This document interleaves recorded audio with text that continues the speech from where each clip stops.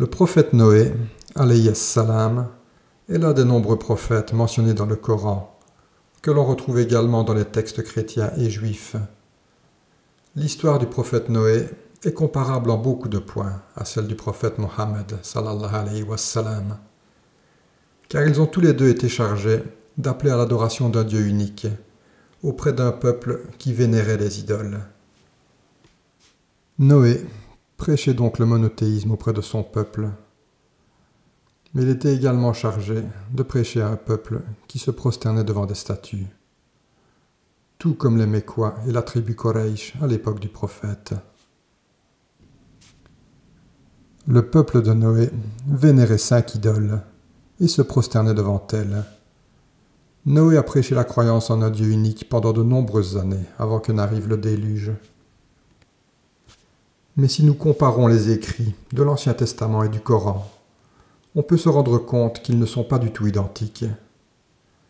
En ce qui concerne l'Ancien Testament, le déluge aurait été universel, et l'eau aurait donc recouvert la totalité de la terre, et détruit tous les animaux et êtres humains, à l'exception de ceux que Noé aurait sauvés au bord de son arche. Par contre, pour ce qui est du Coran, nous ne retrouvons rien de semblable. Les versets relatifs au déluge rapportent que le désastre fut régional, et uniquement le peuple de Noé fut touché par le déluge. Nous avons envoyé Noé vers son peuple. Je suis pour vous un avertisseur explicite. N'adorez qu'Allah, je crains pour vous le châtiment d'un jour terrible. Il est clairement précisé ici qu'il a été envoyé pour avertir son peuple, et c'est uniquement ceux-ci qui encourent le châtiment. Ils l'ont traité de menteur, mais nous l'avons sauvé, ainsi que ceux qui étaient avec lui dans l'arche, et nous avons englouti ceux qui avaient traité nos signes de mensonges. C'était en effet un peuple aveugle.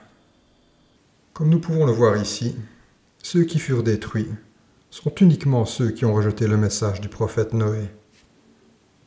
Donc, comme nous pouvons le constater, le Coran offre une vision beaucoup plus plausible du déluge.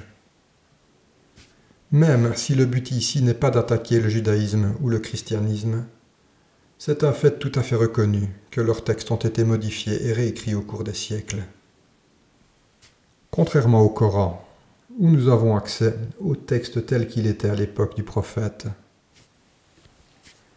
les fouilles archéologiques qui ont été effectuées dans la région où l'on pense que le déluge a eu lieu montrent bien que ce n'était pas un événement universel, mais bien un désastre à grande échelle qui a frappé une partie de la Mésopotamie, tout comme affirmé dans le Coran. Il fut dit, ô terre, absorbe ton eau. Ô ciel, cesse de pleuvoir. L'eau fut absorbée, l'ordre fut accompli. L'arche s'arrêta sur Al-Judi. Il fut dit que les injustes soient éloignés. Donc, quand les eaux se sont retirées, l'arche est restée sur le mont Judi, comme le précise le Coran. De nombreuses expéditions ont eu lieu dans la région pour déterminer l'emplacement où s'est échouée l'arche. Et il y a en effet une montagne qui s'appelle toujours actuellement le mont Judi. Elle se trouve en Turquie, à proximité de la frontière de la Syrie et de l'Irak. Il n'y a actuellement aucune trace ou reste retrouvé de l'arche, ce qui est tout à fait normal pour un bateau qui a été construit en bois aux alentours du 3e millénaire avant notre ère. Par contre, de nombreuses preuves du déluge ont été découvertes. Il y a en effet plusieurs grandes cités qui ont été détruites par les eaux et ont été découvertes sous plusieurs mètres d'argile et de sable. C'étaient des cités qui se trouvaient principalement dans l'actuel Irak et aux frontières des pays avoisinants, ce que l'on appelle la Mésopotamie.